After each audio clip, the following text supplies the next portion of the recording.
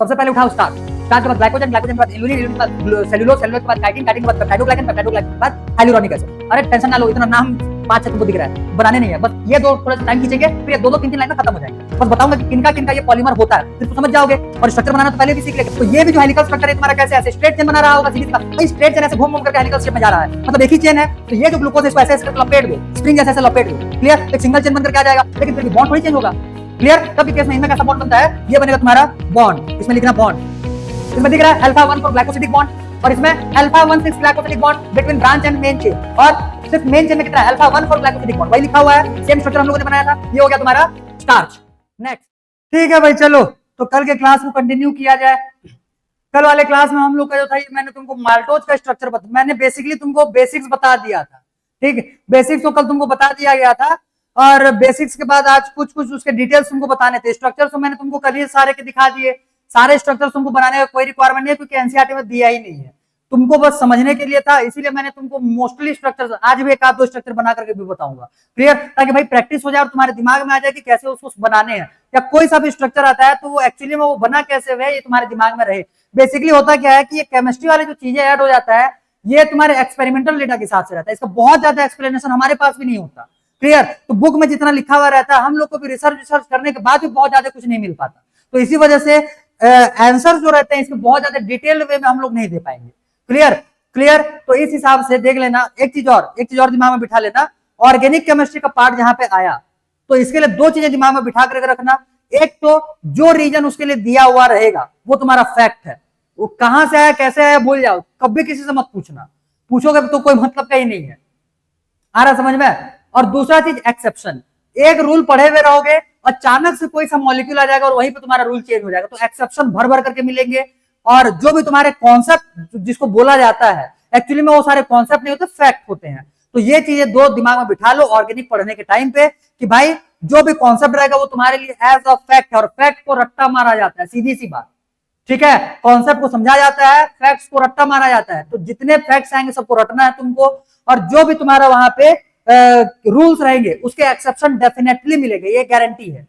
आ गया समझ में, ठीक है। तो ऑर्गेनिक के लिए ये दो चीजें भेजे बिठा लो, थोड़ा सा आसानी पड़ेगा तुमको आगे। अच्छा ये नहीं भाई, हम लोग को तो अपना है, वेट,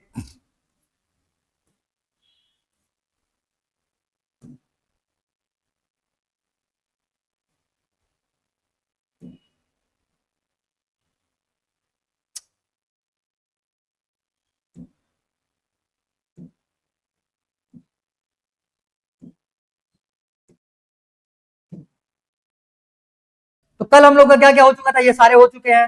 नेक्स्ट नेक्स्ट नेक्स्ट, ये हो चुका, ये भी हो चुका। राइबोज, राइबोज कंप्लीट कर लिए, और ये मैंने तुमको बताया हुआ था 3 टाइप के बॉन्ड्स। ये हम लोगों ने क्या देखा हुआ था, माल्टोज का स्ट्रक्चर। आज हम लोग देखेंगे इसमें से स्ट्रक्चर में तुमको खैर बता दें क्या, चलो स्ट्रक्चर ही बनवा देते हैं ताकि तुम्हारे भेजे में तो आए कुछ कुछ।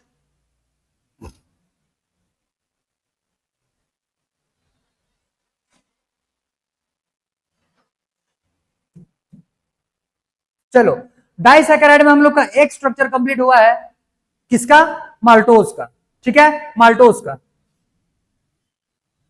नेक्स्ट सेकंड नंबर, पहले नंबर पे है माल्टोज, सेकंड नंबर पे इस पे लिख लो लैक्टोज, ठीक है, लैक्टोज। लैक्टोज शुगर जो रहता है ये बेसिकली मिल्क में प्रेजेंट होता है, तो इसको हम लोग मिल्क शुगर भी बोलते हैं। तो लिखो लैक्टोज क्या हो जाएगा, ये milk sugar, known as milk sugar,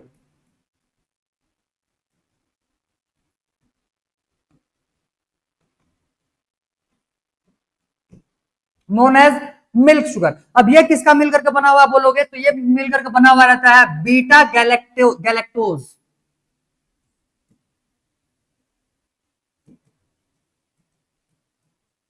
plus beta glucose, ठीक है, beta galactose plus beta glucose. अब ध्यान दो, मैं रफ बना रहा हूं, बहुत ज्यादा डिजाइन विजाइन नहीं कर रहा, सीधा सीधा इसको ऐसे ही लिखा करो। देखो यहां से आ जाएगा, पहले ग्लूकोज बना लिए, ये हो जाएगा कार्बन, ये हो जाएगा कार्बन, ये कार्बन, और यहां से ये कार्बन। जब ये बीटा बोल रहा है तो ऊपर में आएगा एच, नीचे में सॉरी ऊपर में आएगा ओ एच, नीचे में आ जाएगा H। बस अब चेंज करते हुए चलो सारा, CH2OH, नीचे में H, यहाँ पे H ऊपर OH नीचे, यहाँ पे OH ऊपर H नीचे, यहाँ पे H ऊपर OH नीचे। ये बन गया तुम्हारा क्या, ग्लूकोज। गैलेक्टोज मैंने स्ट्रक्चर बताया हुआ, तो चौथे नंबर कार्बन पे फोकस करना है गैलेक्टोज के लिए। 1 2 3 4, चौथा नंबर कार्बन ये हो गया, इसको पलटा दो तो बन जाएगा तुम्हारा यहाँ पे गैलेक्टोज। तो आएगा क्या, O, ये भी क्या है, बीटा ही है, तो यहाँ पे आ जाएगा OH, नीचे में आ जाएगा H। ठीक, आगे यहाँ पे ये क्या हो जाएगा, OH, नीचे में H, ये हो जाएगा CH2OH, नीचे में H, यहाँ पे ये आ जाएगा OH, H, ऊपर में H, नीचे में OH। ये बन गया गैलेक्टोज।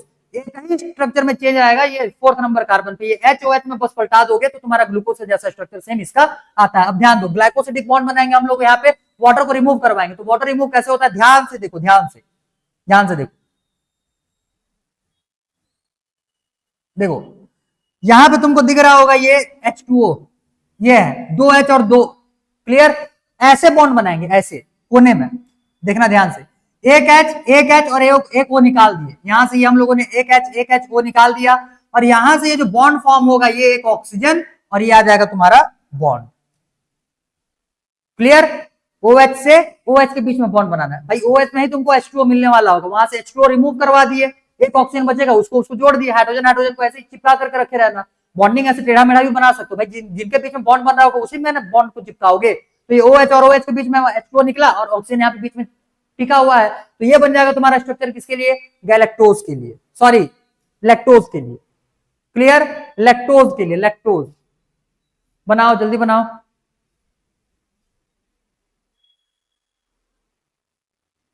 स्ट्रक्चर्स प्रैक्टिस करो, मैं बार बार बोल रहा हूं, स्ट्रक्चर्स प्रैक्टिस नहीं करोगे तो कंफ्यूजन बहुत ज्यादा होगा, बहुत ज्यादा होगा। डन, गुड, सेकंड हो गया। थर्ड एक और देखेंगे, ये स्ट्रक्चर तुम्हारे बुक में नहीं दिया, मैं पहले ही बता रहा हूं, लेकिन इंपॉर्टेंट है, इंपॉर्टेंट है, बहुत इंपॉर्टेंट, बना जानना तुम्हारे लिए बहुत जरूरी भी है। देखो नेक्स्ट, सुक्रोज।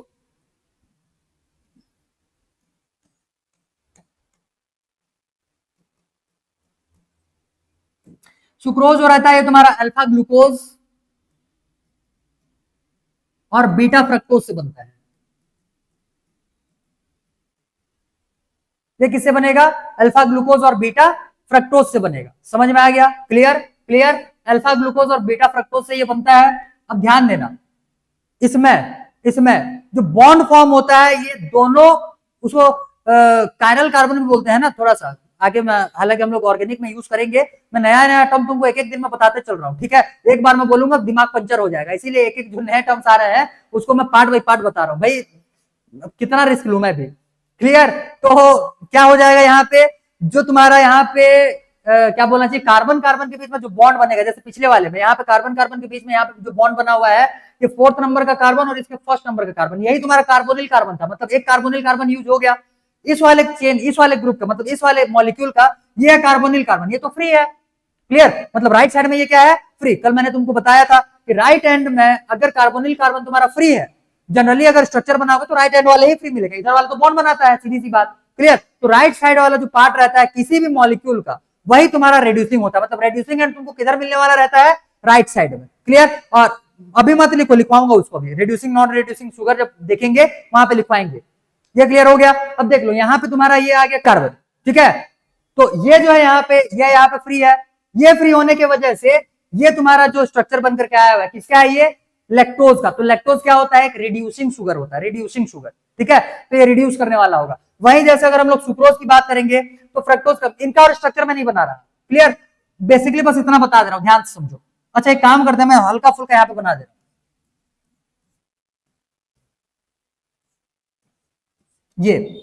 ये ग्लूकोज हो गया। फ्रक्टोज बनाओगे ऐसे, पेंटोज शुगर, मतलब कि वो क्या बोलते हैं इसको, फ्यूरानेज के फॉर्म में, क्लियर। अब ध्यान देना, फ्यूरानेज के फॉर्म में भी बनाओगे तो इसका पहले नंबर का कार्बन किधर चिपका हुआ रहेगा, इस साइड में। तो बढ़िया बुक जो रहता है वहां पे इसका एक्चुअल स्ट्रक्चर तुमको देखने के लिए मिलता है। जनरली जब ये इसको जब इसके साथ में, क्योंकि ये तुम्हारा बीटा ग्लूकोज है, क्लियर, और इधर तुमको मिलेगा इसमें से क्या, OH और CH2OH, OH ऊपर चढ़ जाएगा, क्लियर। अब करेंगे क्या, जब यहां पे भी इसमें क्या है, ये अल्फा ग्लूकोज, अल्फा ग्लूकोज बोलने का मतलब ये H है और ये OH। अब इनके बीच में बॉन्डिंग जब बनाना है तो करेंगे क्या, इसको ऐसे करके पलटाएंगे, ऐसे इन्वर्ट करेंगे। इन्वर्ट करोगे तो होगा क्या, ये हो गया ऑक्सीजन, यहां से यहां ये बॉन्ड बन गया, ये दोनों आ गया बॉन्ड, इधर से ये आ गया, ये तुम्हारा ये बॉन्ड। क्लियर। इस साइड में आएगा क्या चीज, ऊपर में है OH और इधर क्या आ जाएगा CH2OH। बढ़िया बुक में ऐसे बना के देता है और यही एक्चुअल स्ट्रक्चर है। समझ में आ गया। अब ध्यान दो, यहां पे ये जो तुम्हारा कार्बन था ये यूज हो गया और यहां का कार्बन भी यूज हो गया। अब ये जो कार्बन यूज हुए हैं यहां से ये H2O रिमूव करके ये क्या बनाएंगे, बॉन्डिंग बनाएंगे। ये बनेगा तुम्हारा किसका, सॉरी सुक्रोज का स्ट्रक्चर। क्लियर, सुक्रोज का स्ट्रक्चर। तो सुक्रोज का स्ट्रक्चर बनता है ऐसे। अब ध्यान देना, यहाँ पे दोनों के दोनों जो कार्बन थे ये दोनों के दोनों क्या हो गए, यहाँ पे बिजी हो गए हैं। तब के केस में इसका जो राइट एंड है अभी ये फ्री नहीं है, मतलब फ्री है लेकिन वो तुम्हारा कायरल कार्बन नहीं है, बोलने का मतलब। क्लियर। तब के केस में हम लोग इसको क्या बोलेंगे, non reducing sugar, non reducing sugar. Clear. Sucrose को हम लोग बोलते हैं केन शुगर, गन्ने में मिलता है ना केन शुगर। इनके बीच में जो बॉन्ड फॉर्म हुआ ये क्या होता है, अल्फा 1, इसका 1 आ गया, और बीटा 2 ग्लाइकोसिडिक बॉन्ड।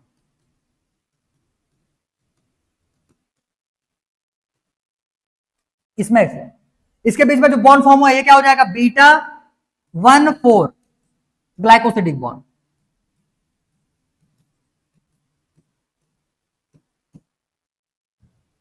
ये हो जाएगा तुम्हारा अल्फा 1 बीटा 2 ग्लाइकोसिडिक बॉन्ड। बहुत सारे बुक्स में इसको अल्फा 1 2 ग्लाइकोसिडिक बॉन्ड भी लिख करके छोड़ देता है, क्योंकि कभी कभी क्या बोलना चाहिए, इसको सीधा बना करके दे देते। हालांकि तुम उतना दिमाग ना लगाओ भाई, ये जो फैक्ट है इसको चुपचाप चिपकाओ। अभी 12th आते आते तक समझ में आएगा कि किसके किसके स्ट्रक्चर या नेमिंग में क्या क्या हम लोग चेंजेस कर सकते हैं। अभी 11th में ही सारे एलिमेंट्स तुम्हारे भेजे में आ जाए ये जरूरी नहीं है। मैंने तुमको पहले भी बोल दिया है कि ये चैप्टर सबसे लेंथी है, मतलब ये चैप्टर सबसे ज्यादा बार रिपीट होने वाला चैप्टर है। क्लियर। तो इंपॉर्टेंट है, जल्दी चिपकाओ इसको जल्दी। केन शुगर इसको बोलेंगे और अल्फा ग्लूकोज बीटा फ्रक्टोज से ये मिलकर के बनता है। ठीक है, क्लियर। चलो जल्दी नोट डाउन करो इसको फटाफट। फिर हम लोग चलते हैं रिड्यूसिंग और नॉन रिड्यूसिंग शुगर किनको बोला जाता है, पहले वो देख लेंगे। हालांकि मैंने उसका बेसिक तुमको बता दिया, अब लिखने का ही पार्ट बचा हुआ है। फिर उतरेंगे हम लोग पॉलीसैकेराइड्स पे। ठीक, पॉलीसैकेराइड्स पे जल्दी कोशिश करते हैं आज पॉलीसैकेराइड्स खत्म कर दिया जाए, तो तुम्हारा ग्लूकोज कार्बोहाइड्रेट का पार्ट कंप्लीट हो जाएगा। फिर कल हम लोग चालू कर लेंगे यहां से एमिनो एसिड। ठीक है, एमिनो एसिड्स। चलो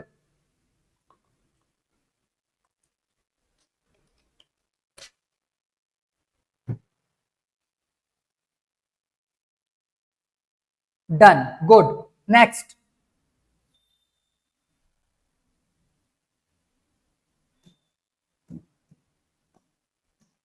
अब अगला हेडिंग लगाओ यहां पे, reducing and non reducing sugar.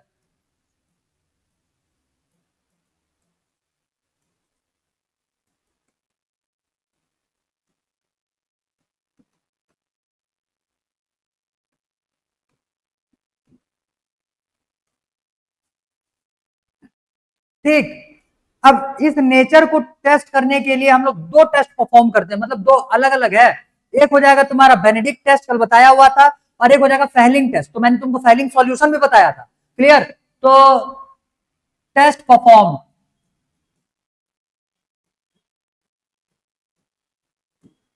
एक हो जाएगा इसमें से तुम्हारा कौन सा, फेहलिंग टेस्ट।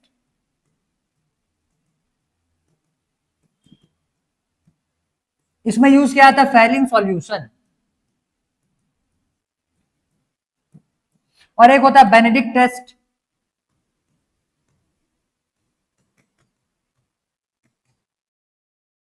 इसके लिए क्या यूज करने वाले रहेंगे, बेनेडिक्ट सॉल्यूशन।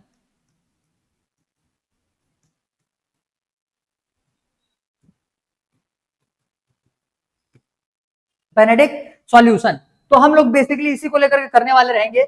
तो जो तुम्हारे रिड्यूसिंग शुगर होते हैं,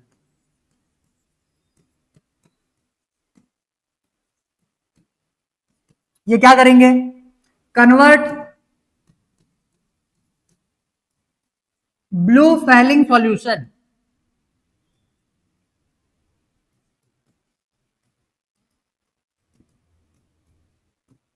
इनटू रेड। ब्लू को किसमें कन्वर्ट कर देगा, रेड को। जनरली इसमें चेंज क्या होता है बोलोगे तो क्यूप्रिक आयन जो रहता है अंदर में वो तुम्हारा क्यूप्रस में चेंज हो जाता है। तो क्या होता है, क्यूप्रिक जो रहता है ये तुम्हारा चेंज हो जाएगा क्यूप्रस में। क्लियर। तो इसी की वजह से क्यूप्रिक आयन जो रहता है ये तुम्हारा ब्लू कलर में दिखेगा और क्यूप्रस आयन जो रहता है तुम्हारे रेड कलर में दिखता है। तभी के केस में जो जब भी हम लोग इसको रिड्यूस करेंगे तो रिड्यूस अगर करेगा तो भाई ये क्यूप्रिक को किसमें कन्वर्ट कर देगा, क्यूप्रस में कन्वर्ट कर देगा। इसी वजह से जो तुम्हारा सॉल्यूशन का कलर रहता है ये क्या होता है, ब्लू से रेड में कन्वर्ट हो जाता है। क्लियर, आ गया होगा ये समझ में।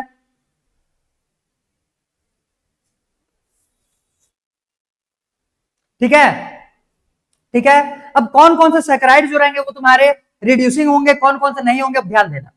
रिड्यूसिंग शुगर कौन कौन से आ जाएंगे, सारे मोनोसैकराइड्स।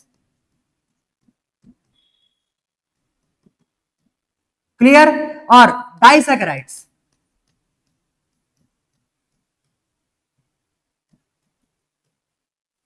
डाइसैकराइड्स जो हम लोगों ने देखा हुआ था उसमें से एक्सेप्ट सुक्रोज।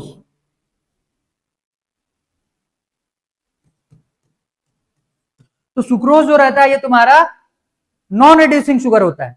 ठीक है, नॉन रिड्यूसिंग शुगर होता है। अब ध्यान देना, रिड्यूसिंग शुगर जो रहेंगे इसमें क्या हो जाएगा, reducing part is on the right hand.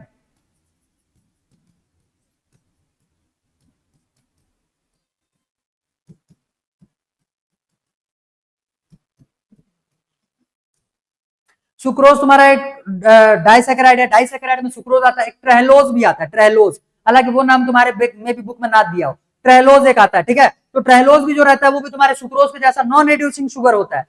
नाम याद आ गया, मैंने बोल दिया, लिखना चाहो तो लिख लो, ट्रेलोज। क्लियर, ज्यादा डिटेल अब इसके बारे में हम लोग को नहीं देखना।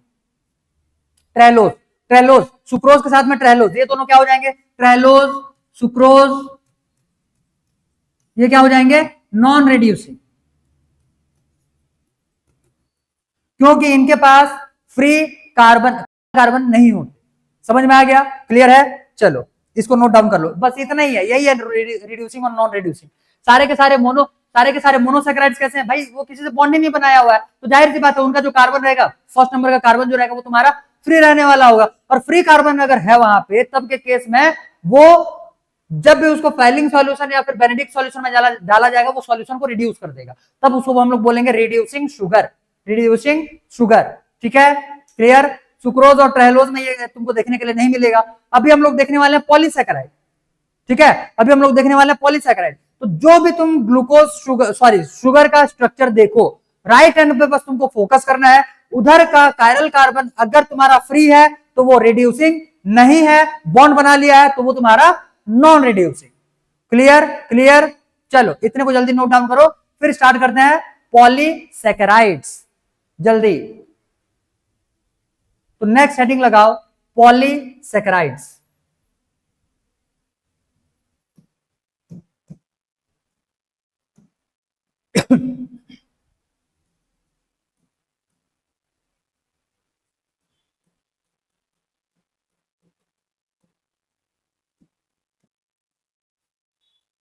देखो, पॉलीसैकेराइड जो रहते हैं बेसिकली ये पॉलीमर्स होते हैं ग्लूकोज के, सॉरी पॉलीमर्स होते हैं शुगर के, मोनोमर्स के। क्लियर, तो इसमें लिखेंगे पॉलीमर्स ऑफ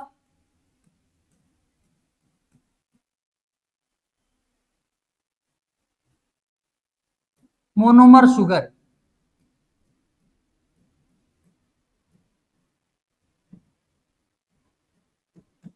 ठीक है, पॉलीमर्स ऑफ मोनोमर शुगर। तो हम लोग जो पॉलीसैकेराइड्स देखते हैं बेसिकली ये तुम्हारे दो टाइप के होते हैं। क्लियर है,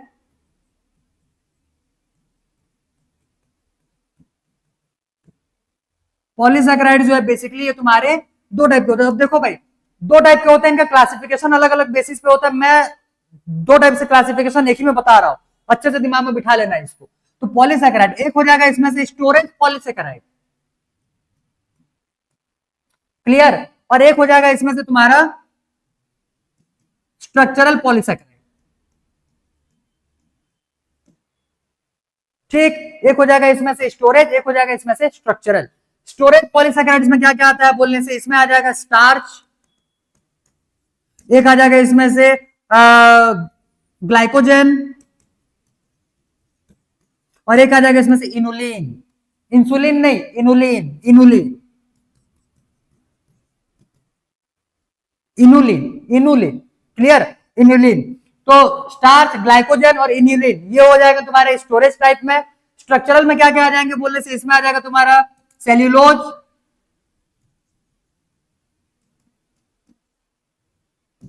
और सेल्यूलोज के बाद इसमें हम लोग देखेंगे काइटिन,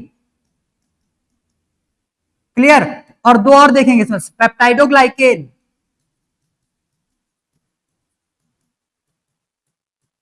और एक आ जाएगा यहां से तुम्हारा हाइल्यूरोनिक एसिड। इंपॉर्टेंट नाम है, कम से कम में 5-6 बार रिपीट होगा ये हाइल्यूरोनिक एसिड, ठीक है। तो लिखो हाइल्यूरोनिक एसिड, क्लियर।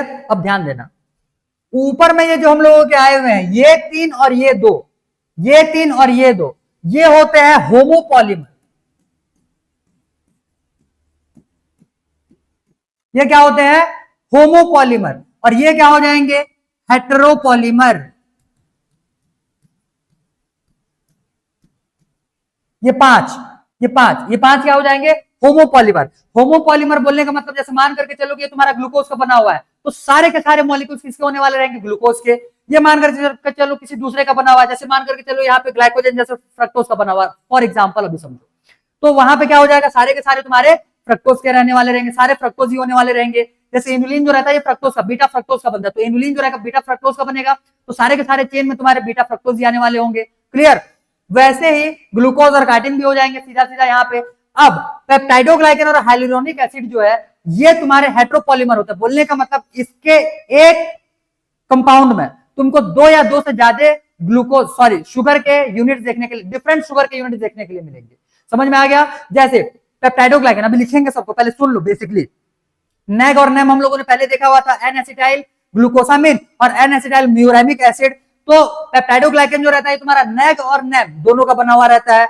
और हाइलुरोनिक एसिड जो रहता है, अभी अभी कल वाले क्लास में मैंने तुमको एक मॉडिफाइड शुगर बताया हुआ था, मॉडिफाइड शुगर बताया हुआ था, क्लियर, जिसमें कि तुम्हारा एसिड यूज हुआ था, ग्लूकोयूरोनिक एसिड बताए थे। तो ग्लूकोयूरोनिक एसिड और नेग से मिलकर के बनता है तुम्हारा हाइलुरोनिक एसिड। तो इसमें दो दो मतलब दो डिफरेंट टाइप के शुगर यूज हुए हैं, क्लियर। इसमें एक नेग और एक मॉडिफाइड एसिड, वही मॉडिफाइड शुगर एसिड वाला, और इसमें नेग और नेब ये दोनों यूज हुए हैं। तो ये तुम्हारे क्या हो जाएंगे, हेट्रोपॉलीमर। और ये सारे जो बचे हुए हैं 5, ये तुम्हारे हो जाएंगे homopolymer, clear, homopolymer.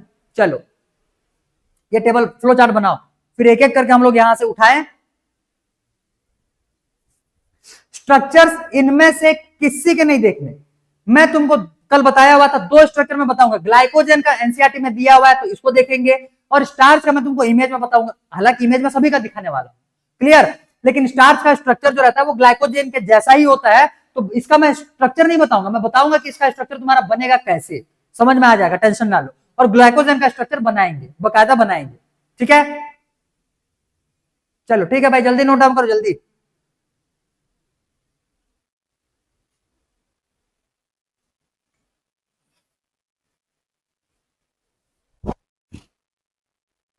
Done, good. Next, सबसे पहले उठाओ स्टार्च, स्टार्च के बाद ग्लाइकोजन, ग्लाइकोजन के बाद इल्यूलिन, इल्यूलिन के बाद सेल्यूलोज, सेल्यूलोज के बाद काइटिन, काइटिन के बाद पेप्टाइडोग्लाइकन, पेप्टाइडोग्लाइकन के बाद हाइलुरोनिक एसिड। अरे टेंशन ना लो, इतना नाम 5-6 तुमको दिख रहा है, बनाने नहीं है, बस ये दो थोड़ा सा टाइम खींचेंगे, फिर ये 2-2 3-3 लाइन में खत्म हो जाएंगे। बस बताऊंगा कि किनका किनका ये पॉलीमर होता है, फिर तो समझ जाओगे। और स्ट्रक्चर बनाना तो पहले भी सीख लिया, ग्लाइकोसिडिक बॉन्ड कैसे बनता है। मैं अगर नाम भी लिख दूं, 1,4 अल्फा 1,4 ग्लाइकोसिडिक बॉन्ड, मतलब कौन कौन सा, पहले वाले के चौथे नंबर, पहले नंबर का कार्बन, और दूसरे वाले मॉलिक्यूल चौथे नंबर का कार्बन। मैं अगर बोलूं alpha 1,2 glycosidic bond, alpha 1,2 glycosidic bond, तब के केस जैसे हम लोगों ने देखा था सुक्रोज के केस में अल्फा 1 बीटा 2, क्लियर। तो तुमको समझ में आ जाएगा उसमें कि भाई अल्फा पहले वाले का पहले नंबर का कार्बन, दूसरे वाले का दूसरे नंबर का कार्बन। अल्फा 1,6 मैं बताऊं, अल्फा 1,6 ग्लाइकोसिडिक बॉन्ड, मतलब कौन कौन से बीच में बनेगा कार्बन, कौन कौन से कार्बन के बीच में बॉन्ड बनेगा, एक का कार्बन नंबर 1 और दूसरे का कार्बन नंबर 6, ठीक है, क्लियर। बस यही इंफॉर्मेशन तुमको देना, बाकी तो तुम समझ ही जाओगे फिर। तो नेक्स्ट हेडिंग लगाओ स्टार्च, आज का पहले नंबर का शुगर देखेंगे, ये हो जाएगा स्टार्च। देखो स्टार्च जो है ये एक होमोपॉलीमर होता है, ठीक है। स्टोरेज टाइप तो लिखो इसमें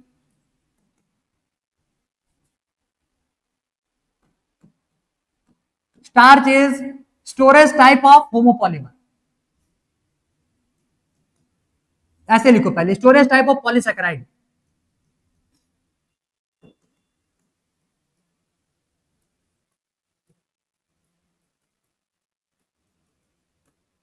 क्लियर, स्टार्च जो है ये तुम्हारा स्टोरेज टाइप ऑफ पॉलीसेकेराइड हो जाएगा, ये हो जाएगा होमोपॉलीमर ऑफ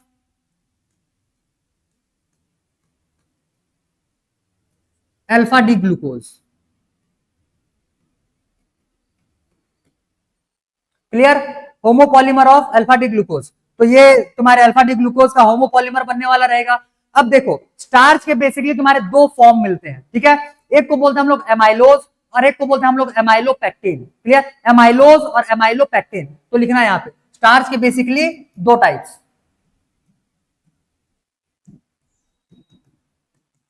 दो टाइप्स हो जाएंगे, एक को बोलते हैं एमाइलोज, क्लियर, और एक को बोलेंगे हम लोग एमाइलोपेक्टिन। ठीक है, एमाइलोपेक्टिन, एमाइलोज एमाइलोपेक्टिन, ध्यान देना। एमाइलोज जो रहता है ये तुम्हारे क्या बोलते हैं उसको, हेलिकल शेप में रहता है, इस टाइप से,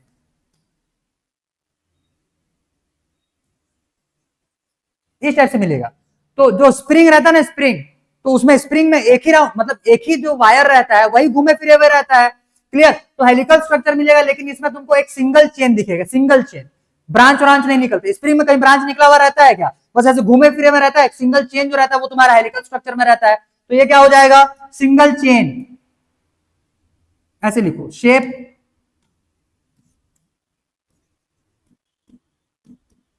हेलिकल।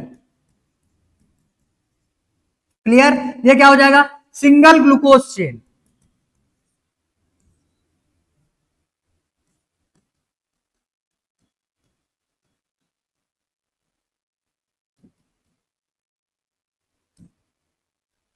स्टोरेज पॉलीसैकेराइड ये किसका, फाउंड इन प्लांट्स, एक और लिख लो, starch is storage type of polysaccharides of plants, यहीं पे चिपका दो प्लांट्स। ठीक है, तो यहां से ये क्या आ गया, single glucose chain, single glucose chain बना हुआ है, कौन सी शेप में है, हेलिकल शेप में। एमाइलोपेक्टिन जो रहता है ये तुम्हारे ब्रांच होता है, मतलब कैसे आएगा देखो ध्यान से,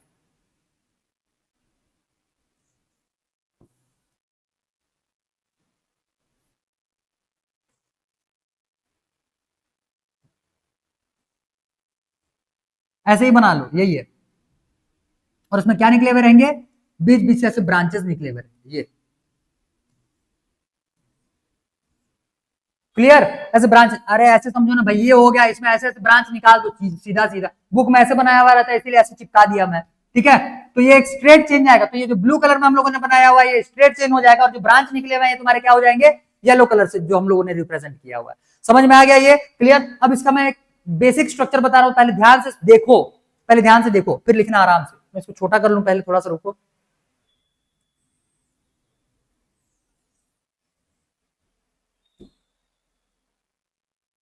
देखो ये अल्फा ग्लूकोज का बना हुआ है, तो अल्फा ग्लूकोज से कैसे बनेगा ध्यान देना। खाली ये वाला स्ट्रक्चर अगर लेते हैं तो ये वाले स्ट्रक्चर को कैसे बनाएंगे, ये मान लो हो गया ग्लूकोज, ये हो गया ग्लूकोज, इनके बीच में बनेगा ये चौथी, ये पहले नंबर का कार्बन और एक ग्लूकोज और आएगा। रुको भाई मैं इसको कॉपी मारूं पहले,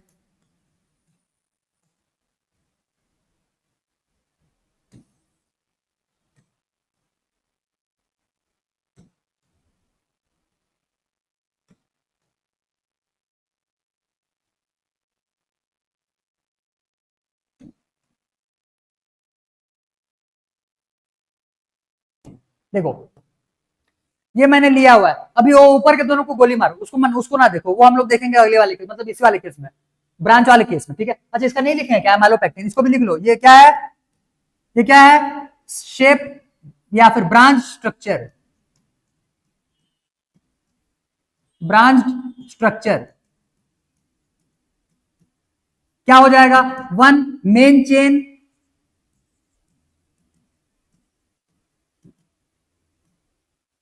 और branches and branches, many branches भी,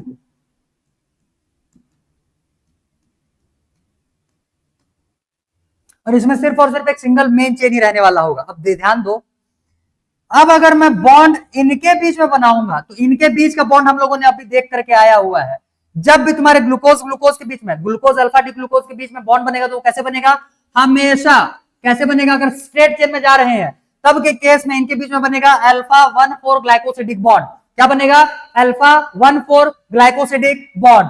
तो ये भी जो हेलिकल स्ट्रक्चर है तुम्हारा कैसे ऐसे स्ट्रेट चेन बना रहा होगा, सीधी सी बात भाई, स्ट्रेट चेन ऐसे घूम घूम करके हेलिकल शेप में जा रहा है, मतलब एक ही चेन है। तो ये जो ग्लूकोज है इसको ऐसे ऐसे करके लपेट दो, स्प्रिंग जैसे ऐसे लपेट दो, क्लियर, तो एक सिंगल चेन बनकर के आ जाएगा, लेकिन फिर भी बॉन्ड थोड़ी चेंज होगा, क्लियर। तब के केस में इनमें कैसा बॉन्ड बनता है, ये बनेगा तुम्हारा बॉन्ड, इसमें लिखना बॉन्ड।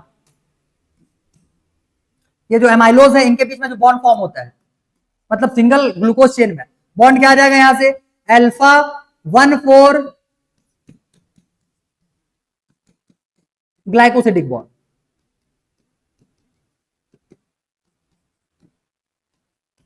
ठीक, अब देखो यहाँ पे एमाइलोपेक्टिन जो है इसमें तुमको दो चीजें दिखेगा, एक स्ट्रेट लाइन स्ट्रक्चर दिखेगा और इसी से निकले हुए ब्रांच। तो इसमें भी क्या मिले भाई, स्ट्रेट लाइन दोनों में है, समझ में आया, इसमें ब्रांचेस नहीं निकले हुए हैं, इसमें ब्रांचेस निकले हुए हैं, बस उतना ही डिफरेंस है। तो इसमें क्या आ जाएगा, एक हो जाएगा स्ट्रेट चेन,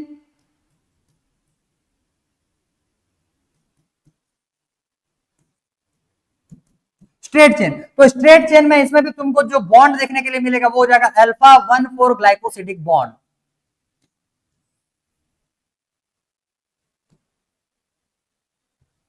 स्ट्रेट चेन में कौन सा बॉन्ड दिखेगा, अल्फा 1,4 ग्लाइकोसिडिक बॉन्ड। और जो इसके ब्रांचेस निकले हुए रहेंगे, ब्रांचेस अभी देखो ब्रांचेस में कैसे बनाएंगे, ध्यान देना।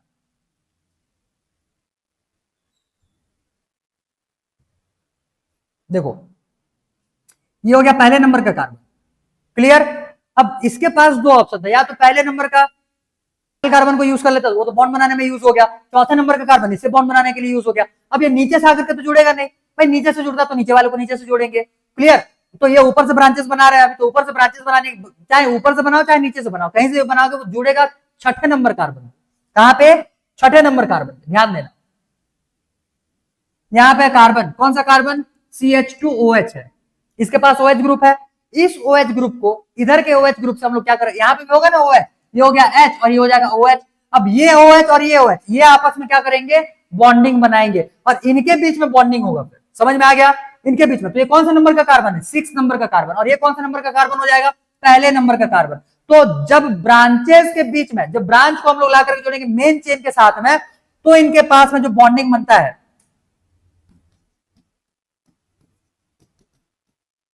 ये क्या बनेगा, अल्फा 1,6, पहले का 1 और इसका 6, क्लियर, 1,6 ग्लाइकोसिडिक बॉन्ड।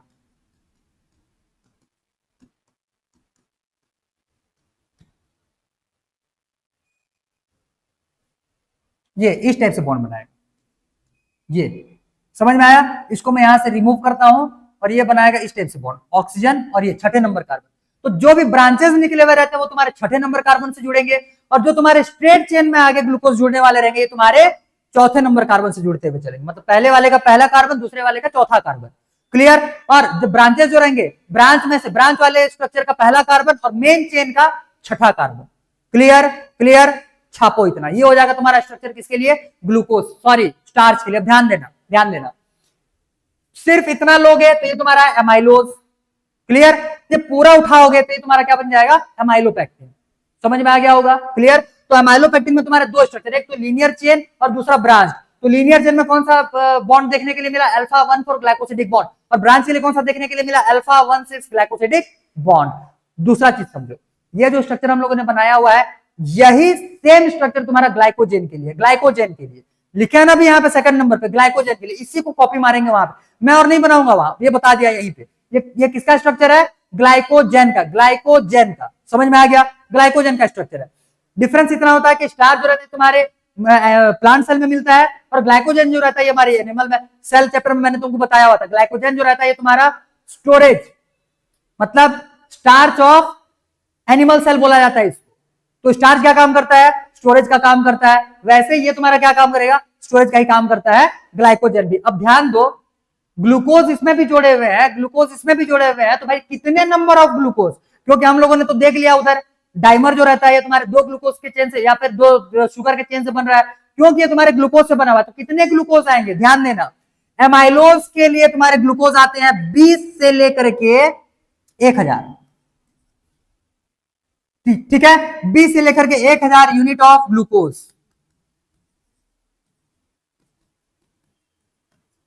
क्लियर। और इसके लिए जो एमाइलोपेक्टिन है, एमाइलोपेक्टिन के लिए तुम्हारा आता है 2000 से लेकर के 2 लाख शुगर यूनिट्स।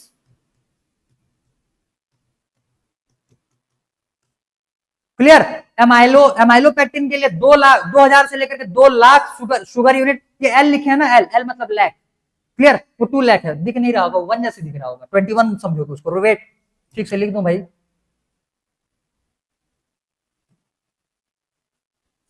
2000 से लेकर के 2 लाख तक के शुगर यूनिट तुमको देखने के लिए मिलेंगे एमाइलोपेक्टिन में, और 20 से लेकर के 1000 शुगर यूनिट तुमको देखने के लिए मिलेंगे, या ग्लूकोज के यूनिट देखने के लिए मिलेंगे एमाइलोज में। समझ में आ गया, क्लियर हो गया। देखो भाई पूरा डिटेल में बता रहे हैं, तुम्हारे बुक में जो जो नहीं दिया उसको मैं खोद खोद करके यहाँ पे बता रहा हूँ, फिर भी अगर एग्जाम में ना बना या कुछ समझ में ना आया तो फिर मैं उसके लिए रिस्पॉन्सिबल हूँ। बार बार पूछते नहीं हो ना, पहली बात जो पूछते हो उसके लिए प्रॉपर आंसर दिया जाता, समझ में ना आया तो उसको पूछा करो, और नहीं पूछते हुए भी अगर समझ में ना आ रहा हो तो अपने पैर पे कुल्हाड़ी मार रहे हो। और मेरे को पता चल गया ना भाई, किसी दिन ऑफलाइन में मिल गया ना कोई, झूठ नहीं बोला, डंडी तोड़ दो। समझ में आया, तो पूरा फोकस होकर क्लियर करो चीजों को, जल्दी बनाओ जल्दी, इतना ही है। Starch complete, starch complete, glycogen देखेंगे अब।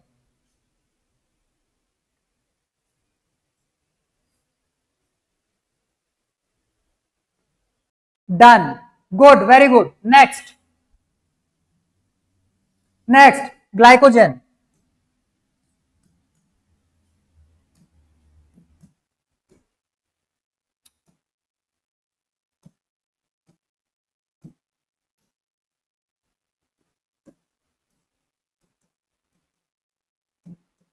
लिखो, ये भी क्या है तुम्हारा, स्टोरेज पॉलीसैकेराइड है, storage polysaccharide in animals.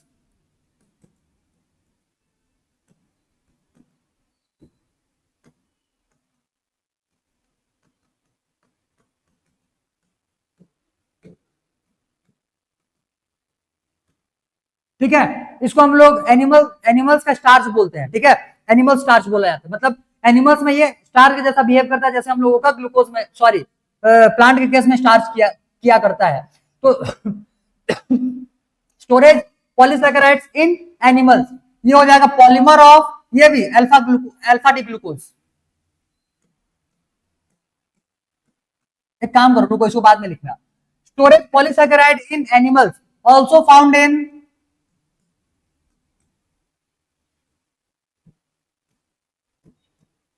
Bacteria and fungi.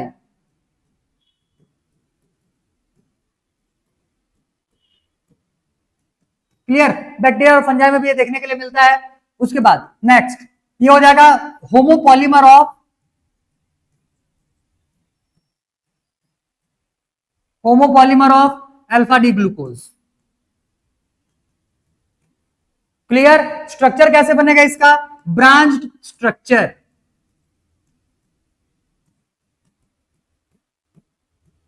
Structure कैसे बनेगा इसका, ब्रांच स्ट्रक्चर। जो ग्लूकोज के यूनिट यूज होंगे 30,000, 30,000, ठीक है, 30K भी लिख दिया, चलो 30,000 glucose unit.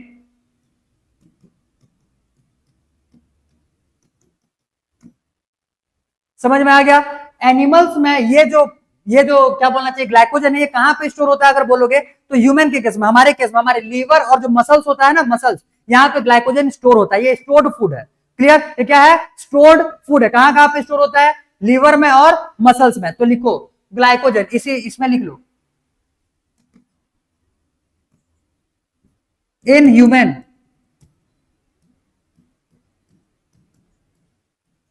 Glycogen stored in liver and muscles.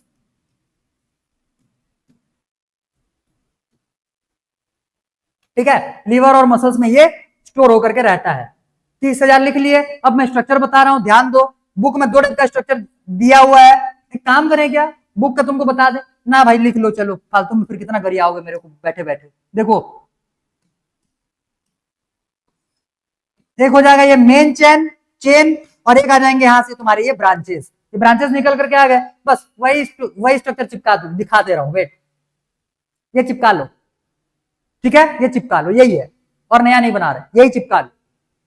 ठीक, पहले एक बार लिख लो, जो चीजें लिखने लायक उसको लिखो, फिर वही सेम स्ट्रक्चर जो कॉपी में बनाए हुए हो, ठीक है, एमाइलोपेक्टिन का, उसी को चिपका दो यहीं। एक स्ट्रक्चर ऐसा दिया हुआ है, और यहां से फिर तुम्हारा ये बन करके आएगा क्या चीज, यहाँ पे ग्लूकोज है ना, ये क्या है, यहाँ पे ग्लूकोज, यहाँ पे ग्लूकोज, यहाँ पे ग्लूकोज, यहाँ पे ग्लूकोज, और यहां से ब्रांचेस निकले हुए हैं। ठीक है, ठीक है, चलो भाई जल्दी इसको नोट डाउन करो। इतने में हो गया तुम्हारा ग्लाइकोजन भी कंप्लीट। जल्दी नेक्स्ट इनुलिन देखेंगे, जल्दी करो जल्दी। Done, good, very good. Next third number inulin.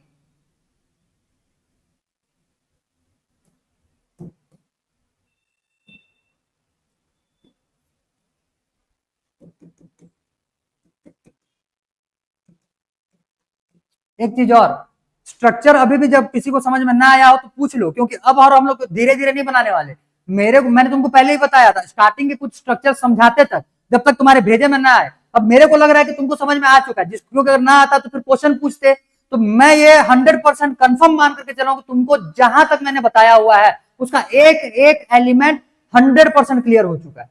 ठीक है, ठीक है, नहीं हुआ तो पूछ लो, मैं अभी भी बोल रहा हूं, अभी भी टाइम है, क्योंकि जब हम लोग एमिनो एसिड चालू कर लेंगे और आगे आने वाले तुम्हारे वो क्या बोलते हैं उसको, न्यूक्लिक एसिड चालू कर लेंगे, फिर नहीं मिलने वाला और टाइम इधर वापस आने के लिए।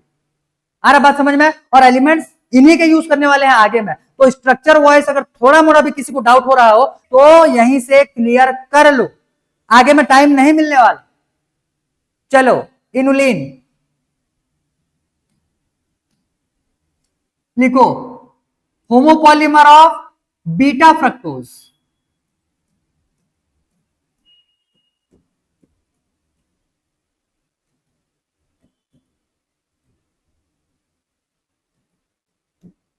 होमोपॉलीमर ऑफ बीटा फ्रक्टोज कहां पे मिलता है बोलने से, फाउंड इन, ये तुमको देखने के लिए मिलेगा, लहसुन रहता है ना, लहसुन, गार्लिक, ठीक है, गार्लिक गार्लिक वाले प्लांट में देखने के लिए मिलता है। क्या बोलना चाहिए, वो अनियन, अनियन में देखने के लिए मिलेगा। एक होता है आर्टिचोक, आर्टिचोक ये भी एक वेजिटेबल ही होता है मे भी, ठीक है, तो आर्टिचोक्स में भी देखने के लिए मिलता है। तो एग्जांपल लिख लो सीधा सीधा, found in onion, garlic, artichokes etcetera. बस खत्म, इनुलिन कंप्लीट, इतना ही लिखना है। क्लियर, इनुलिन में इतना ही लिखना है।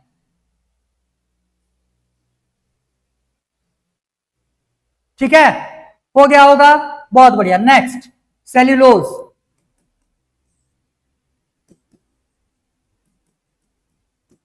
ये क्या हो जाएगा, होमोपॉलीमर ऑफ बीटा ग्लूकोज।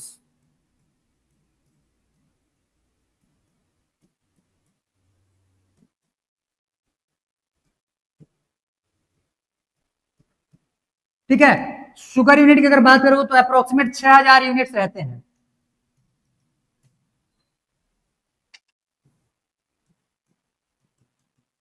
कितने आ जाएंगे, 6000 यूनिट्स आ जाएंगे।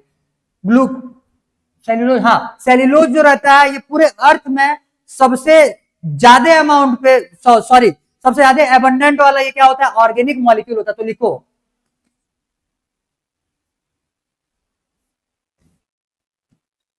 Most abundant organic molecule of the earth या इन द अर्थ।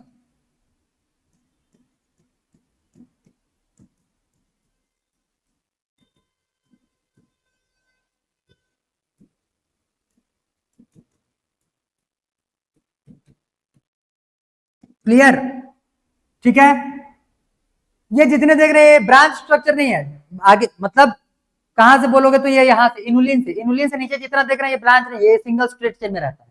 ठीक है, क्लियर। सेल्यूलोज कहां पे मिलेगा, सेल्यूलोज कहां पे मिलेगा, प्लांट्स में,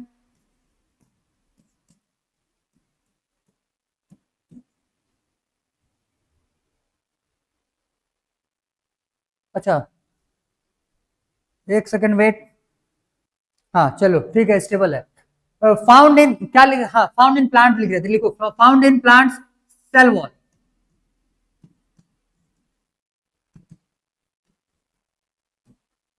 ठीक है, found in plant cell wall. एक एक चीज और लिखना, सेल्यूलोज जो रहता है बेसिकली इसे एक आर्टिफिशियल क्लॉथ बनाया जाता है जिसको हम लोग बोलते हैं रेयन, रेयन। ठीक है, तो आर्टिफिशियल क्लॉथ,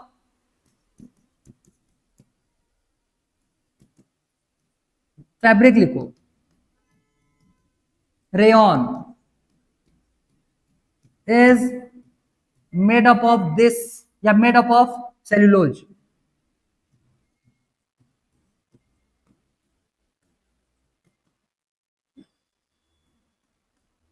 रेयन जो है, नायलॉन रहता है ना कपड़ा, नायलॉन, वैसे ही एक रेयन रेयन आता है। नायलॉन तो हम लोग डेली मतलब डे टू डे लाइफ में पहन लेते हैं, क्लियर। रेयन जो रहता है तुम्हारा, इसको आर्टिफिशियल सिल्क बोला जाता है, आर्टिफिशियल सिल्क। तो रेयन जो इसको क्या बोलते हैं, आर्टिफिशियल सिल्क।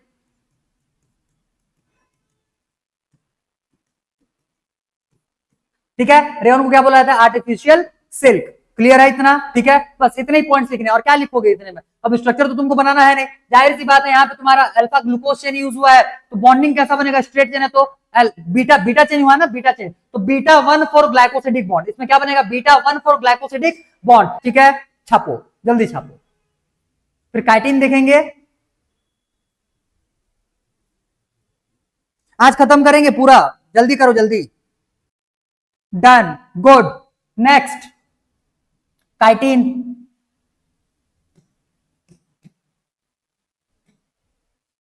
कितना हो गया भाई, 4। Fifth number chitin.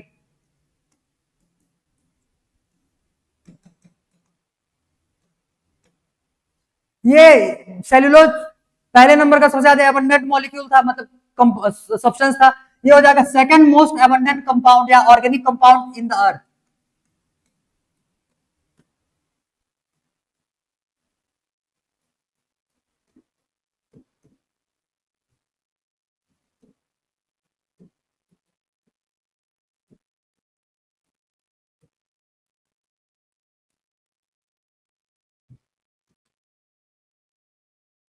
मिलता कहाँ है बोलने से, आर्थ्रोपोड्स में मिलेगा। आर्थ्रोपोड्स मतलब कि वो जो उनका इंसेक्ट वगैरह होंगे, उनका जो एक्सोस्केलेटन रहता है, ये उसमें मिलेगा। ऑल्सो फाउंड इन फंजाई भी लिख लेना, तो लिखो यहाँ पे found in arthropods.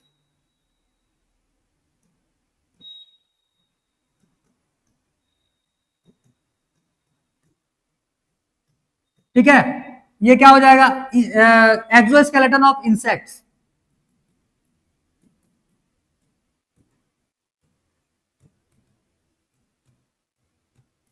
Also found in fungi.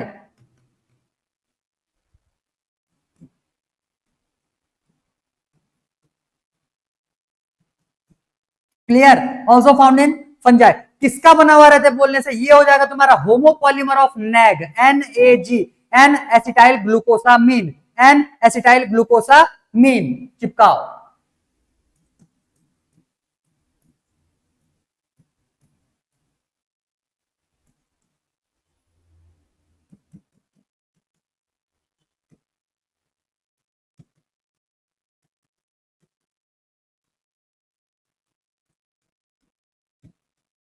N acetyl glucosamine. ठीक है, क्लियर। तो ये हो जाएगा भाई तुम्हारे क्या को लेकर के, कहा गया, काइटिन। कंप्लीट। ठीक है, अब तो समझ जाओगे। इसमें भी वही beta one four glycosidic bond बनता है, लिखना चाहो तो लिख लो। इसमें भी क्या बनेगा, बीटा वन फोर। अब भाई ये तुम्हारा ग्लूकोज का जैसा ही होता है, नैग भी बहुत ज्यादा कुछ नया है नहीं। ग्लूकोसा ग्लूकोसामिन बोल रहा है ना, मतलब ग्लूकोज इसमें है, तो ग्लूकोज जो रहेगा तुम्हारा बीटा ग्लूकोज यूज हुआ रहता है, और साथ ही साथ में उसमें एमाइन ग्रुप चिपके हुए रहते हैं, तब वो ग्लूकोसामिन बनाया हुआ है। तो ग्लूकोज ग्लूकोज के बीच में यहाँ पे बॉन्डिंग बनेगा, तो कौन सा बॉन्डिंग बनेगा, ये बनेगा beta one four glycosidic bond.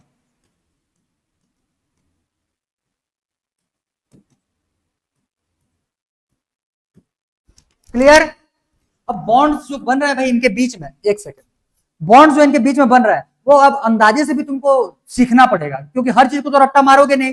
2-4 बार स्ट्रक्चर्स को ऑब्जर्व करो ठीक तरीके से, तुमको अंदाजा लग जाएगा कि आने वाले जो भी स्ट्रक्चर्स रहेंगे उनमें बॉन्डिंग किन के बीच में और किन किन कार्बन के बीच में हो रहा है, और उसको कैसे लिखा जाएगा। ठीक है, तो ये थोड़ा सा मेहनत तुमको करना पड़ेगा, इसके लिए मैं कुछ नहीं कर पाऊंगा क्योंकि चैप्टर ही वैसा है और ऑर्गेनिक हम लोगों ने स्टार्ट भी नहीं किया हुआ है। ठीक है, वो तो तुम्हारे लिए, चलो तुम्हारा तुम्हारा अच्छा ही है भाई कि समझ जा रहे हो।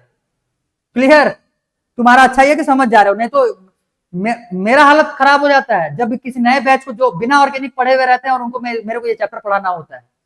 ठीक है, क्योंकि हर एक स्टेप में तुमको, हर एक लाइन में तुमको नया टर्म देखने के लिए मिलेगा, और हर एक टर्म में जब हर एक लाइन में जब नया टर्म देखने तो उसका एक्सप्लेनेशन भी देना पड़ेगा। इसी वजह से चैप्टर लेंथी खींचा जाता है इनिशियली, स्टार्टिंग में। अब स्पीड में निकलेंगे, अब और टाइम नहीं, अब मतलब अब टाइम नहीं खाएगा ये ज्यादा। ठीक है, जल्दी लिखो, जल्दी काइटिन, फिर 2 बचेंगे, फिर क्लास एंड किया जाएगा। Done, good. यहीं पे चिपका दें क्या दोनों, दो दो लाइन के तो है, चिपकाओ यहीं पे। 6 नंबर पेप्टाइडोग्लाइकेन।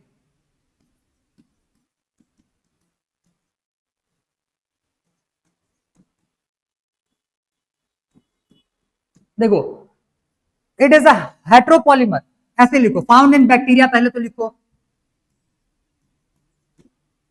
बैक्टीरिया का सेल वॉल पेप्टाइडोग्लाइकेन का बना हुआ रहता है, ये भी भेजे में कि उतर चुका है।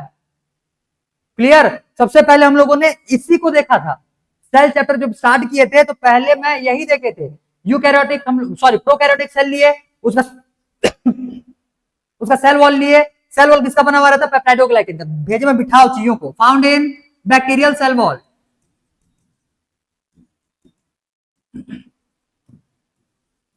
Clear, it is heteropolymer of NAG and NAM.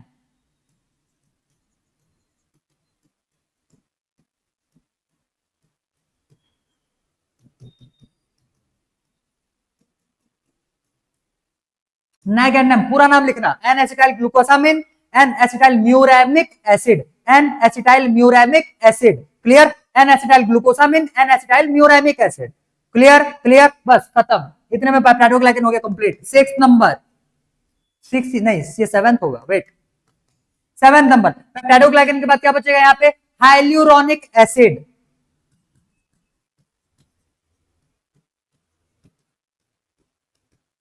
Clear, found in animals.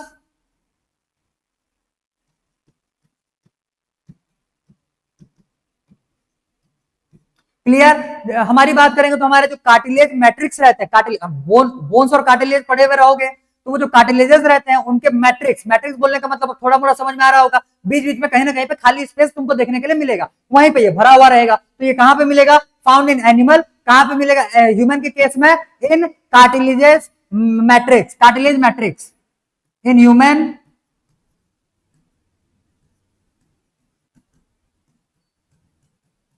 Cartilage matrix में ये देखने के लिए मिलने वाला है।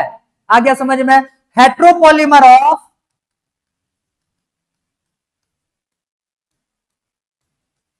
किसका किसका बताए थे, एक आ जाएगा नैग और एक आ जाएगा glucuronic acid. Heteropolymer of NAG and glucuronic acid.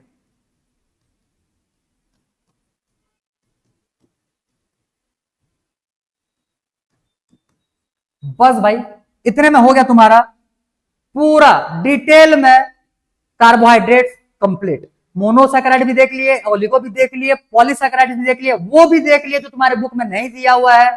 Clear, clear, और जितना हमारे काम का था उतने को पूरा यहां पे चिपका दिया। सारे एक एक करके लाइन बाय लाइन लिखो, इमेज एक बार देखेंगे, फिर सेशन एंड किया जाएगा।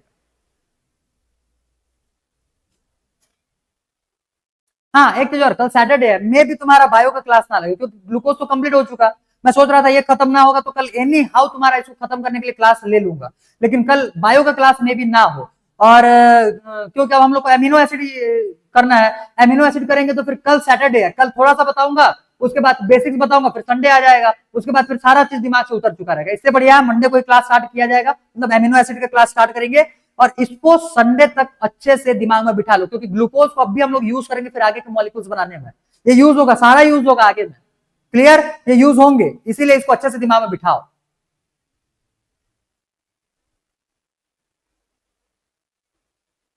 जल्दी लिखो, जल्दी, सारी चीजें समझना क्या, याद ही करना है। ठीक, जितना जल्दी याद कर लो तुम्हारे लिए उतना बढ़िया।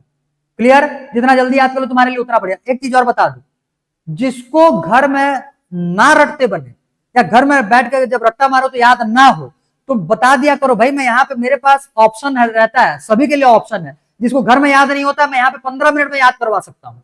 क्लियर? मैंने तुमको पहले भी बोला, एक बार याद करवाने का, एक बार समझाने का पूरा रिस्पॉन्सिबिलिटी मेरा। कैसे उसको याद रखना है ये फिर तुम्हारी जवाबदारी है।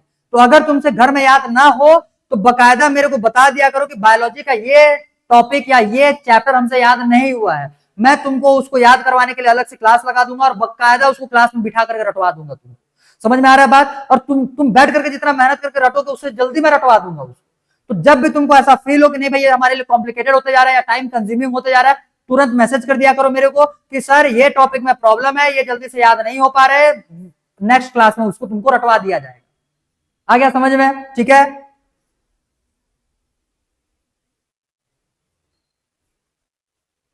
Done, good, very good. तो ये हो गया भाई तुम्हारे सारे ग्लूकोज कंप्लीट। इमेजेस देख लो एक बार। एक काम करते, रुको मैं इसको सेव कर लूं पहले, फिर भूल जाता हूं।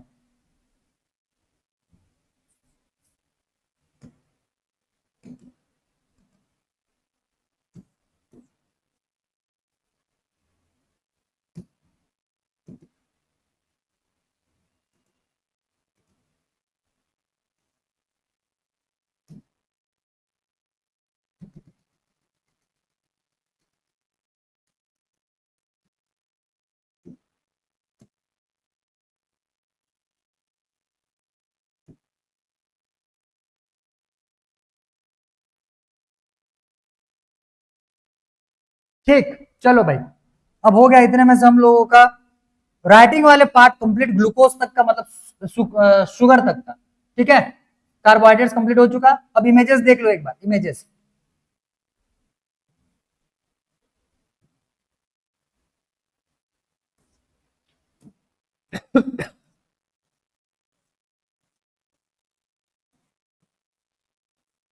इतनी है क्या? बस ठीक है, देखो देखो, ये हो जाएगा पॉलीसैकेराइड्स, हम लोगों ने देख रहा था इसको। ठीक है, इसको देखना है। नेक्स्ट ये हो जाएगा स्टार्च का चेन। ठीक, स्टार्च में ये कौन सा हो जाएगा? एमाइलोज। सीधा दिख रहा है, ब्रांच तो दिखाया नहीं है, तो ये कौन सा हो जाएगा तुम्हारा? Amylose, amylose. ठीक है, एमाइलोज। नेक्स्ट एक हो जाता है एमाइलोज, देखो होता है एमाइलोपेक्टिन। एमाइलोज का तुम्हारा स्ट्रेट चेन, एमाइलोपेक्टिन का ब्रांच, ब्रांच स्ट्रक्चर। इसमें तुमको मिलेगा अल्फा 1,4। दिख रहा है कि नहीं दिख रहा है? जूम कर ले थोड़ा सा, वेट। हाँ, इसमें दिख रहा है अल्फा 1,4 ग्लाइकोसिडिक बॉन्ड, और इसमें alpha 1,6 glycosidic bond between branch and main chain. और सिर्फ मेन चेन में कितना है? अल्फा 1,4 ग्लाइकोसिडिक बॉन्ड, वही लिखा हुआ है, सेम स्ट्रक्चर हम लोगों ने बनाया था। ये हो गया तुम्हारा स्टार्च। नेक्स्ट ये थोड़ा सा और डिटेल स्ट्रक्चर दिया हुआ है, ठीक है, बट वही है, उससे ज्यादा और कुछ है नहीं। ये स्ट्रेट चेन दिया हुआ है और यहाँ पे तुम्हारा दिया हुआ है ब्रांच। नेक्स्ट ये और डिटेल स्ट्रक्चर है, ठीक है, मतलब दिखे तुमको, इसलिए मैं 2-3 लेकर के आया हुआ हूं ताकि किसी में अच्छे से तुम्हारे भेजे में बैठ जाए। ये हो जाएगा तुम्हारा एमाइलोज, ये हो जाएगा amylopectin. Alpha 1,4 linkage, alpha 1,6 linkage. भाई किसी भी नाम से तुम्हारा बॉन्डिंग दिया जा सकता है, यहाँ पे अल्फा 4,1,6 लिंकेज लिख करके छोड़ दिया, ये भी 100% करेक्ट होता है। ठीक है, नेक्स्ट ये दिया हुआ है तुम्हारा ग्लाइकोजन। ठीक, एनसीईआरटी का इमेज है। ये ब्रांच बना दिया, इसको शॉर्ट में ऐसे तुम्हारा बता दिया है। ठीक है, तो ये एक सिंगल ब्रांच में आ जाएगा, सॉरी ये एक सिंगल स्ट्रेट चेन में आ जाएगा। और यहां से देखो ये ब्रांच निकाला है, ब्रांच। क्लियर? यहां से क्या निकाला हुआ है? इसका ब्रांच निकाला हुआ है। तो ये हो जाएगा तुम्हारा ग्लाइकोजेन का स्ट्रक्चर। डिटेल में तो दिया ही नहीं है, इससे बढ़िया तो हम लोगों ने बनाया हुआ है। नेक्स्ट एक्चुअली में ये है वही ग्लाइकोजेन। ठीक है, क्या हो जाएगा? ये ग्लाइकोजेन, स्ट्रेट चेन, ब्रांच ऊपर की तरफ। इनुलिन, इनुलिन, ठीक है, इनुलिन। इनुलिन जो रहता है ये तुम्हारा बीटा फ्रक्टोज का बना हुआ रहेगा, पूरा बीटा फ्रक्टोज का। ठीक, नेक्स्ट ये हो जाएगा सेल्यूलोज। तो सेल्यूलोज देखो ध्यान से, एक है बीटा, मतलब ये हो जाएगा तुम्हारा क्या बोलते हैं, बीटा ग्लूकोज, और ये भी क्या हो जाएगा? Beta glucose. तो बीटा ग्लूकोज में OH हम लोग को ऊपर में लेना रहता, तो इसका OH ऊपर में आता, और फोर्थ नंबर कार्बन का OH नीचे में आता। तो फोर्थ नंबर कार्बन का और फर्स्ट नंबर OH कार्बन का OH दोनों को जब मिलाएंगे तो टेढ़ा बनेगा, टेढ़ा। समझ में आया? ऐसे टेढ़ा, चाहो तो सीधा भी बना सकते हो, इसको घुमा देना ऐसे करके, ऐसे वाला बॉन्ड बना लेना। बताए थे ना तुमको, ये ऊपर है वो नीचे है, तो इसका बॉन्ड ऐसे बना लेना, ऐसे, इसको नीचे में टांग के ऐसे नीचे भी बना सकते हो, ठीक। तो ऐसे ऑप्शन है अपने पास। चलो,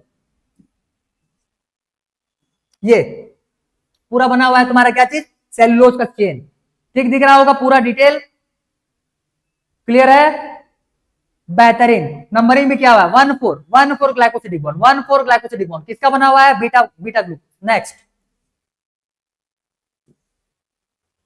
पेप्टाइडोग्लाइकेन। तो पेप्टाइडोग्लाइकेन जो रहता है, ये यही है तुम्हारा, किसका किसका बना हुआ रहेगा, नेग और नेम। एक सेकंड वेट भाई, ये अच्छा सेल्यूलोज, काइटिन नहीं आया क्या, छोड़ो, नहीं आया तो भी समझ जाओगे ना अब, बस ध्यान देना। नेग और नेम मैंने तुमको बताया हुआ था, नेब नेब नेब, ये हो गया नेम, ये हो जाएगा नेग। नेग में तुम्हारा जुड़ा हुआ रहता है, ये दिख रहा है तुमको अमाइन का चेन, ये दिख रहा है, एनएच दिख रहा है कि नहीं दिख रहा है, एनएच दिख रहा है ना, तो ये अमाइन का चेन है, इसको देखेंगे अभी आगे में। तो ये अमाइन का चेन इस पे जुड़ा हुआ है, तो ये हो जाएगा एन एसिटाइल ग्लूकोसामिन, नेग।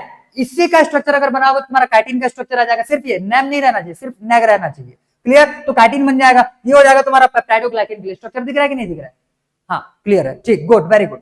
तो एक हो जाएगा नेम, एक हो जाएगा नेग, एक हो जाएगा नेम, एक हो जाएगा नेग, ऐसे करते हुए आगे अल्टरनेटिवली जुड़ते हुए जाएंगे और पूरा लॉन्ग चेन बनाएंगे, इसी को हम लोग बोलेंगे पेप्टाइडोग्लाइकेन। Next, hyaluronic acid. तो हाइलुरोनिक एसिड किसका बना हुआ रहता है, एक ग्लूकोयूरोनिक एसिड का बना हुआ रहेगा और दूसरा N acetyl glucosamine, N acetyl glucosamine, ठीक है। नेग, नेग का नेग, और ये क्या था, ग्लूकोयूरोनिक एसिड, ये मॉडिफाइड शुगर है और वो नेग, ठीक है, वो भी मॉडिफाइड ही है। चलो भाई ठीक है, तो इतने में से हम लोगों का कार्बोहाइड्रेट जो है ये पूरा कंप्लीट हो गया, क्लियर। बुक रीडिंग मार लेना, अब मार सकते हो, ग्लूकोज का कंप्लीट करो। पॉलीसैकेराइड जो दिया हुआ है, ठीक है, पॉलीसैकेराइड जो दिया हुआ है वहां तक का पूरा बुक का रीडिंग मार लो, कुछ एक आध एलिमेंट छूटा तो कुछ भी नहीं है, ये मैं श्योर हूं, ठीक है। फिर भी देख लेना, गलती से अगर छूट गया है तो उसको कंप्लीट कवर कर देंगे। और रिपीट करो भाई, रिवीजन करो, बार बार रिवीजन करो, मैं बार बार बोल रहा हूँ, बायो तुम्हारा तभी ठीक होगा जब रिवीजन करोगे। 11th का बायो, 12th के बायो में इतना लोड नहीं रहता, 12th के बायो में प्रॉपरली समझ में आता है, और समझ में आएगा तो साथ साथ में वो याद भी हो जाता है, क्योंकि बहुत ईजी टर्म्स है। यहाँ पे समझ में तो आता है लेकिन याद रख पाना मुश्किल हो जाता है, क्योंकि नाम बहुत भयानक भयानक है, मैं बार बार बोल रहा हूँ, क्लियर। तो 11th में नाम तुमको तभी याद होगा जब रिपीट करोगे, और इस सारे नेम का यूज तुमको फिर 12th में करना है, क्लियर। यहाँ पे हम लोग उसको सीख रहे हैं और इसका एप्लीकेशन है तुम्हारे क्लास 12th में, क्लियर। यहाँ पे इन सारे एलिमेंट्स को सीख रहे हो, 12th में इनके एप्लीकेशन है, आ गया होगा समझ में, ठीक है, क्लियर। चलो भाई ठीक है, तो आज के लिए इतना ही। दूसरा चीज एक और, कल वाले क्लास में भी बायोलॉजी ना हो और दोपहर के टाइम पे अगर मौसम खराब रहेगा तो मैं फिजिक्स का क्लास रात में लूंगा, क्लियर। हो सकता है अगर दोनों टाइम पे मौसम साफ रहे तो मैं 2 बार फिजिक्स क्लास कल ले लूं, रात को भी और 3 बजे वाले टाइमिंग पे, मतलब 4 बजे वाले टाइमिंग पे, क्लियर है, ठीक है। तो कल बायो का क्लास तो नहीं है, क्लियर, बायो क्लास कल नहीं है। मे भी 2 बार फिजिक्स हो या 1 बार ही फिजिक्स हो, तो भी इस टाइम पे भी हो सकता है, मे भी, क्लियर, क्लियर हो गया। अच्छा, अब आ जाएगा एमिनो एसिड। चलो, एमिनो एसिड स्ट्रक्चर जो है इसको हम लोग देखेंगे अब नेक्स्ट मंडे के क्लास में। जल्दी, 1 मिनट का टाइम है इधर सबको निपटाते तक, जल्दी से, किसी को डाउट हो तो पूछ लो।